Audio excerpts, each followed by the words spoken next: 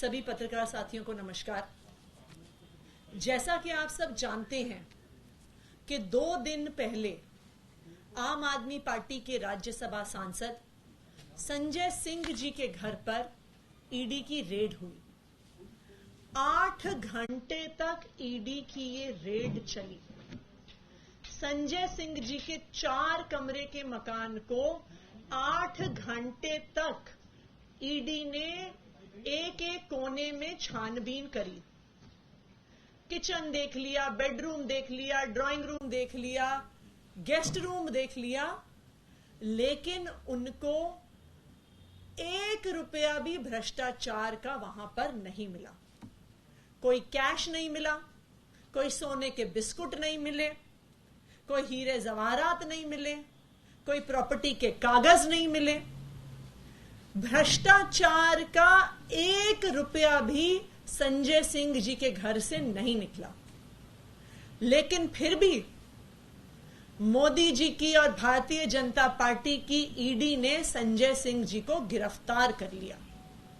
कुछ भी नहीं मिलने के बावजूद गिरफ्तार कर लिया। आज ये समझने की जरूरत है कि जो संजय सिंह जी के घर पे रेड हुई, जो संजय सिंह जी की गिरफ्तारी हुई, ये आखिरकार क्यों हुई?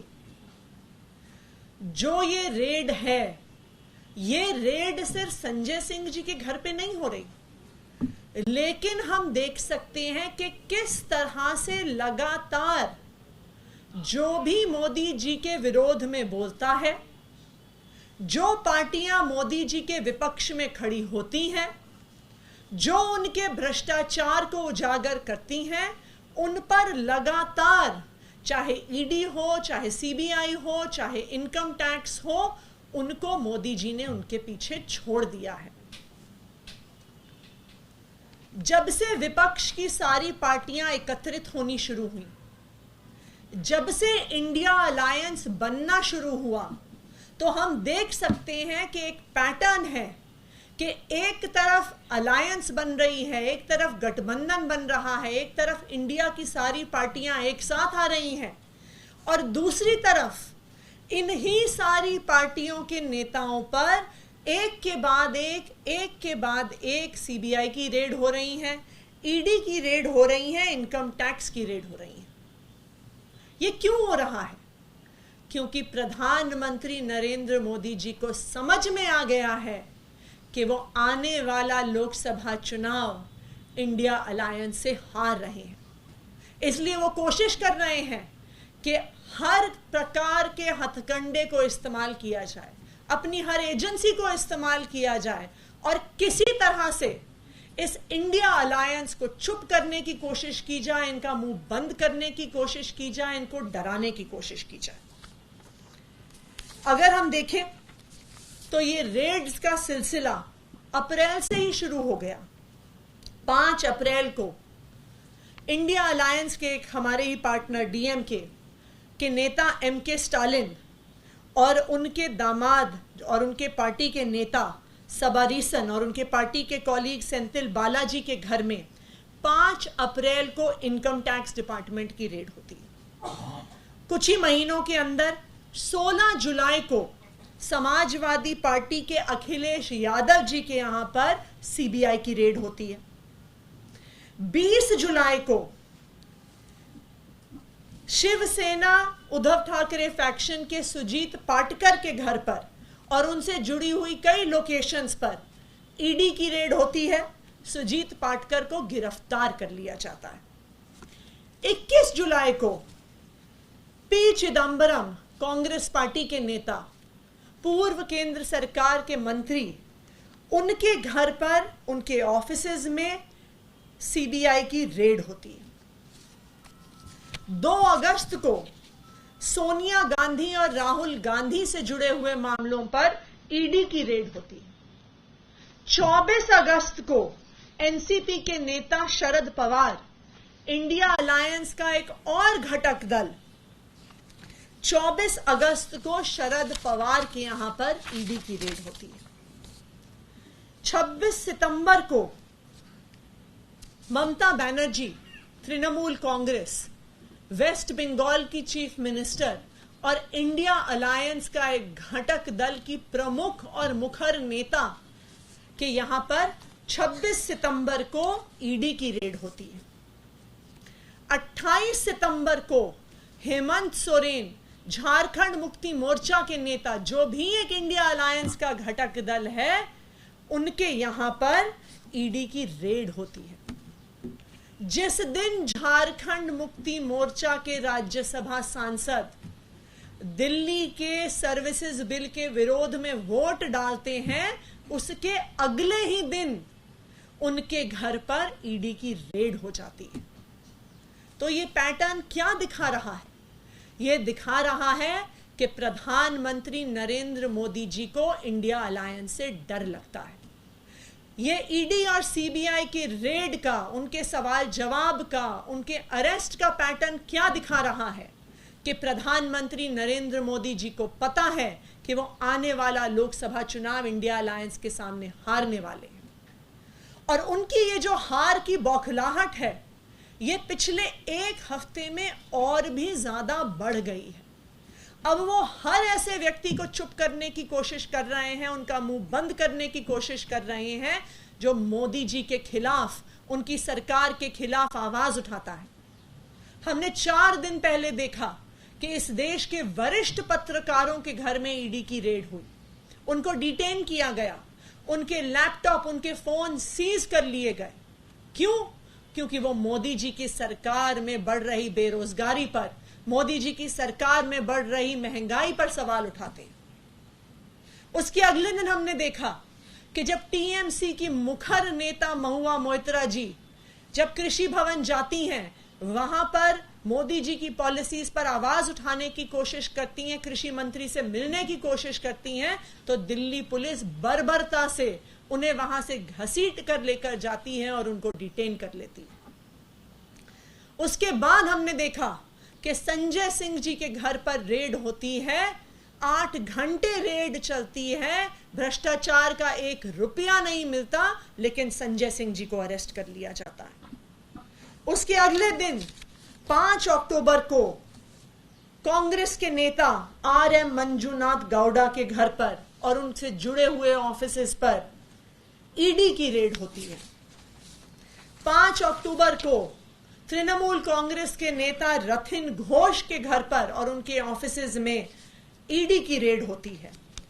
5 अक्टूबर को ही बीआरएस के नेता मगनाती गोपीनाथ के घर पर और उनके ऑफिसेज में इनकम टैक्स की रेड होती है। और उसी दिन 5 अक्टूबर को डीएमके के नेता एस जगत रक्षकन के घर पर और उनसे जुड़ी हुई ऑफिसेज की लोकेशन पर इनकम टैक्स डिपार्टमेंट की रेड होती।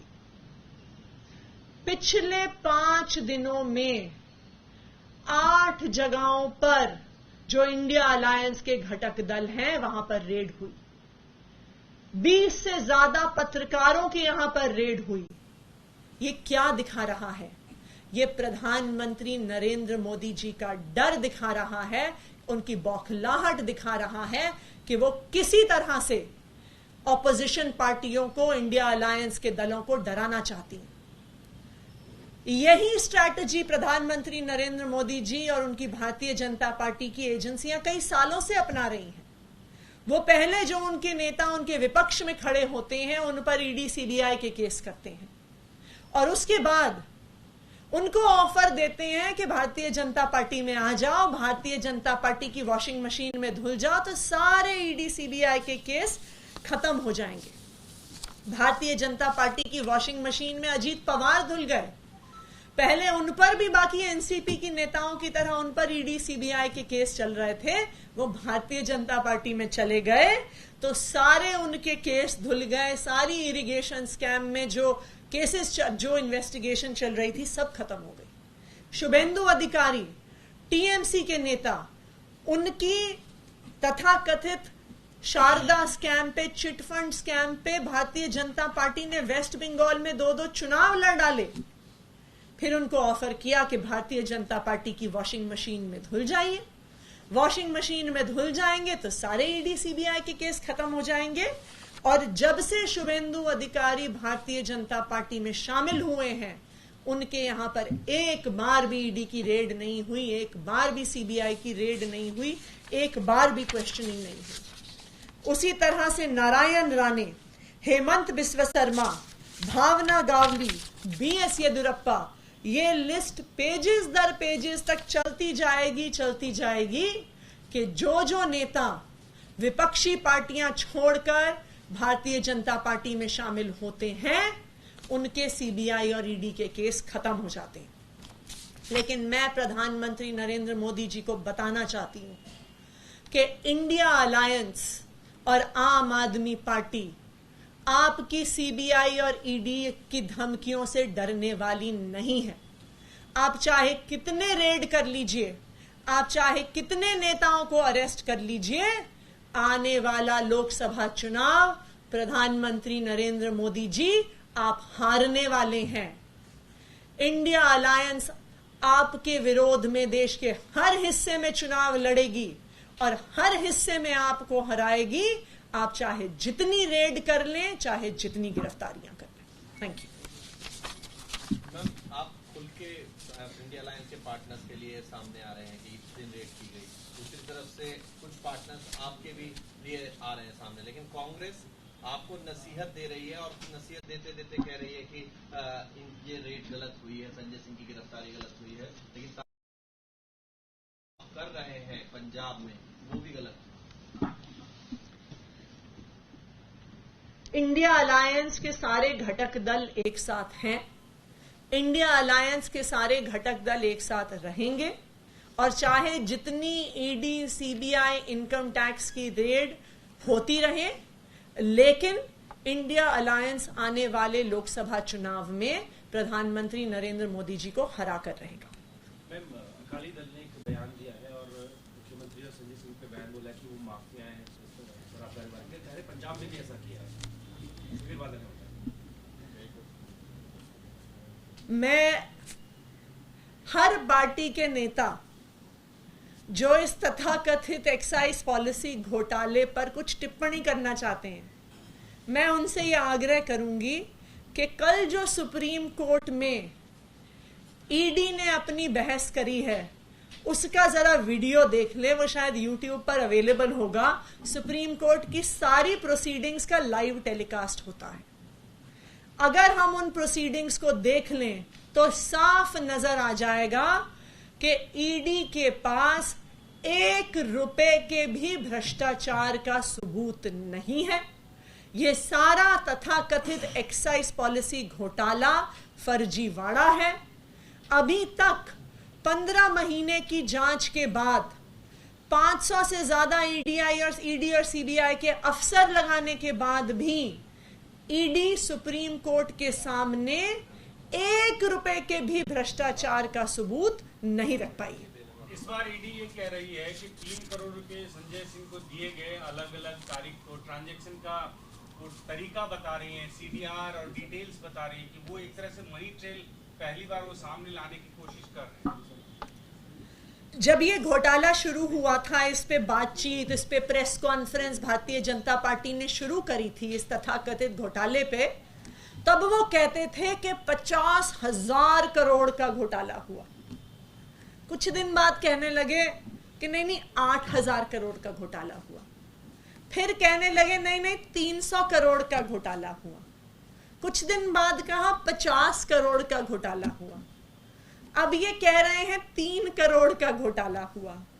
कुछ दिन बाद कहेंगे कि संजय सिंह जी की जेब में 200 रुपए मौजूद थे जब उनका अरेस्ट हुआ, 200 रुपए का घोटाला हुआ है, 200 रुपए के घोटाले पे केस करेंगे। मैं तो ईडी को, सीबीआई को चैलेंज कर रही हूं कि आप 1 रुपए के भी घोटाले का सबूत देश के सामने रख के दिखा दो, नहीं तो सारी ईडी सीबीआई के अफसरों को मैं कह रही हूं कि आप इस्तीफा दे दो और सारे जो भारतीय जनता पार्टी के नेता और प्रवक्ता 10,000 करोड़ से 200 रुपए में आए हैं पिछले 1.5 साल में, वो सब भी अपने अपने पद से इस्तीफा दे दें।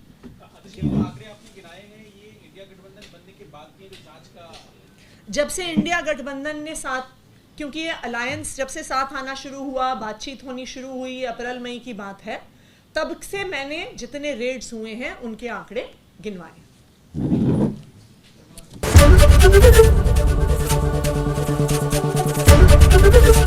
एबीपी गंगा, खबर आपकी, जुबान आपकी।